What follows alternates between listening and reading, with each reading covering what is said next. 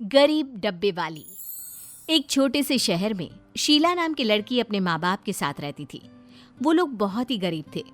एक दिन शीला की माँ शीला के बाबूजी से कहती है, अजी शीला बड़ी हो गई है, अब क्यों ना हम उसकी शादी कर दे। तुमने तो मेरे मन की बात बोल दी। कल ही चाचा जी का फोन आया था। उनके पड़ोस में एक लड़का है, उसकी अच्छी कंपनी में जॉब है, तो क्यों ना वही शीला की बात चलाई जाए। अजी ये तो बहुत अच्छी बात है, देर किस बात की। अगले ही दिन शीला के बाबूजी चाचा जी को फोन करके रिश्ते की बात करते हैं और लड़के वालों को अपने घर बुलाते हैं। बेटा, तुम्हारा नाम क्या है? जी, मेरा नाम मोहित है। दोनों परिवार बैठकर बात कर ही रहे होते हैं, तभी मोहित अपनी माँ को साइड में लेकर जाता है। माँ, मैं अभी शादी नहीं करना चाहता। अब पापा को समझाइए ना माँ, प्लीज। तुम्हारे पापा के आगे आज तक कोई बोल पाया है जो मैं कुछ बोल पाऊं? तुम्हें पता तो है बेटा, ये कितने गुस्से वाले हैं। एक बार जो ठान लिया सो ठान लिया। ठीक है, फिर जो आप लोगों को मन करे वो करो, पर इस लड़की के साथ मैं कभी भी खुश नहीं रह पाऊंगा। मोहित की एक नहीं चलती और जल्द ही उसकी शीला के साथ शादी हो जाती है। शीला खुशी खुशी शादी करके अपने ससुराल आती है, पर मोहित इस शादी से बिल्कुल खुश नहीं होता। अजी, आप कल से कुछ उदास दिख रहे हैं। कोई बात है जो आपको परेशान कर रही है? तुम्हें मेरी चिंता करने की कोई जरूरत नहीं है, समझी? अरे, मुझसे कोई गलती हो गई है क्या? मोहित शीला की बात का कोई जवाब नहीं देता और कमरे से बाहर चला जाता है। शीला बेचारी पूरी रात सोचती रहती है कि आखिर मोहित उसके साथ ऐसा व्यवहार क्यों कर रहा है। अगली सुबह जब सब नाश्ते की टेबल पर बैठे होते हैं तो शीला सबके लिए नाश्ता बनाकर लाती है। आज मैंने नाश्ते में आलू कचौड़ी बनाई है, खाकर बताइए ना कैसी बनी है। सब लोग आलू कचौड़ी खाते हैं। अरे वाह बहू, तुमने तो दुकान की कचौरी भी फेल कर दी। ये कचौरी तो बहुत स्वादिष्ट है ना मोहित? मोहित बिना कुछ जवाब दिए खड़ा हो जाता है। मैं ऑफिस के लिए लेट हो रहा हूँ, अब मैं निकलता हूँ। जी, मैंने आपका डब्बा पैक कर दिया है, अभी लेकर आती हूँ। शीला जल्दी से मोहित का खाने का डब्बा लेकर आती है। मोहित गुस्से से शीला के हाथ से डब्बा लेता है और ऑफिस चला जाता है। ऑफिस पहुंचकर मोहित के सभी दोस्त उसे शादी की बधाई देते हैं। क्या बात है मोहित, तूने चुपके चुपके शादी कर ली और हमें बुलाया भी नहीं है भाई? अरे ऐसा कुछ नहीं है यार, बस वो जल्दी जल्दी में सब हो गया। सब लोग अपना अपना काम करने लगते हैं और फिर लंच ब्रेक में सब मिलकर खाना खाने लगते हैं। अरे वाह यार, कितना स्वादिष्ट खाना है, मजा ही आ गया खाकर। किसने बनाया ये खाना? वो शीला ने। सब लोग खाने की बहुत तारीफ करते हैं। मोहित को भी खाना बहुत स्वादिष्ट लगता है। फिर ऑफिस के बाद मोहित घर चला जाता है। शीला मोहित से बात करने की बहुत कोशिश करती है, पर वो शीला से कभी सीधे मुंह बात ही नहीं करता। ऐसे ही कई दिन बीत जाते हैं। एक दिन शीला अपनी सास के पास जाती है। माँ जी, आखिर ये मेरे साथ ऐसा व्यवहार क्यों करते हैं, जैसे ये मुझसे कभी शादी करना ही नहीं चाहते थे।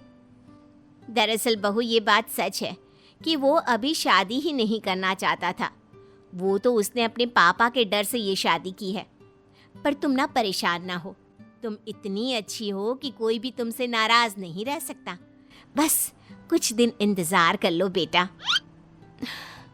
जी माँ जी, काश आपकी बात सच हो जाए। एक दिन जब मोहित ऑफिस से घर वापस आ रहा होता है तो ट्रक से उसका एक्सीडेंट हो जाता है। सब लोग जल्दी से हॉस्पिटल पहुंचते हैं। देखिए, इनके हाथ और पैर में फ्रैक्चर आया है। हमें इनका ऑपरेशन करना पड़ेगा, तो 20 लाख रुपए का इंतजाम कर लीजिए, ठीक है? और इनकी इतनी बुरी हालत है कि अब कम से कम 1 साल तक ये कुछ भी काम नहीं कर पाएंगे। हे भगवान, ये क्या हो गया? हम इतने पैसे कहाँ से लाएंगे? सारे पैसे मोहित के इलाज में खर्च हो जाते हैं। यहाँ तक कि शीला की दादी की दी गई एक सोने की चेन के अलावा सारे गहने भी मोहित के इलाज में चले जाते हैं। कुछ दिन बाद घर में पैसों की बहुत दिक्कत होने लगती है। धीरे धीरे घर के हालात इतने बुरे हो जाते हैं कि घर में खाने का एक दाना नहीं बचता। वो लोग बहुत ही गरीब हो जाते हैं। घर का लोन भी नहीं चुका पाते और इसलिए उन्हें घर खाली करके किराए के छोटे से कमरे में रहना पड़ता है।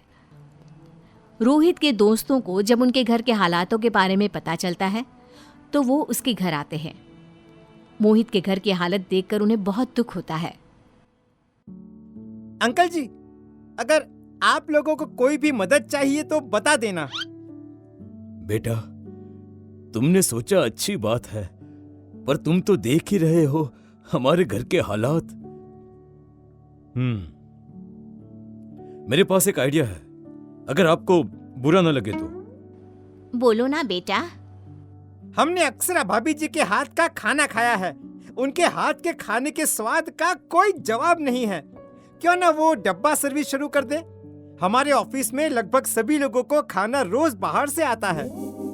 पर बेटा, बहू से ऐसे काम करवाना ठीक नहीं, और ऊपर से वो हर वक्त मोहित की देखभाल में लगी रहती है। शीला दूर खड़ी सारी बातें सुन रही होती है। वो जल्दी से बाहर आती है। माँ जी, मैं सब कर लूंगी। खाना खिलाना तो पुण्य का काम होता है और हमारे पास दूसरा कोई रास्ता भी तो नहीं है। जैसा तुम्हें ठीक लगे बहू, हम तुम्हारी पूरी मदद करेंगे।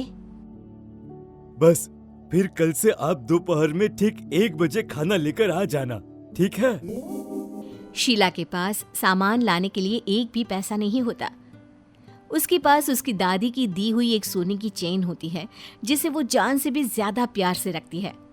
वो उसी चेन को बेच देती है और उन पैसों से खूब सारे डब्बे, खाने का सामान और एक रिक्शा किराए पर ले लेती है। फिर सुबह सुबह उठकर शीला खाना बनाने में लग जाती है। शीला के सास ससुर भी शीला की पूरी मदद करते हैं। शीला बड़े बड़े बर्तनों में खूब सारा खाना बना देती है और एक एक करके सभी डब्बों में भर देती है। उसके बाद रिक्शे में सारे डब्बे रख देती है और रिक्शा चलाकर ऑफिस के लिए निकल जाती है। ऑफिस पहुंचकर शीला सबको उनका खाने का डब्बा दे देती है। फिर अगले दिन जब शीला दोबारा खाना लेकर ऑफिस पहुंचती है तो लोग तालियों से उसका स्वागत करते हैं। ये सब किस लिए? क्योंकि आपने हमें इतना स्वादिष्ट खाना बनाकर खिलाया जो हमने अपनी जिंदगी में कभी भी नहीं खाया। सच में मैं आज बहुत खुश हूँ। धीरे धीरे शीला मोहित के ऑफिस के अलावा बाकी ऑफिस में भी डब्बा सर्विस शुरू कर देती है। जल्द ही वो रिक्शे की जगह एक टेम्पो खरीद लेती है। एक दिन जब शीला मोहित को दवाई खिला रही होती है, तुम बहुत अच्छी हो शीला।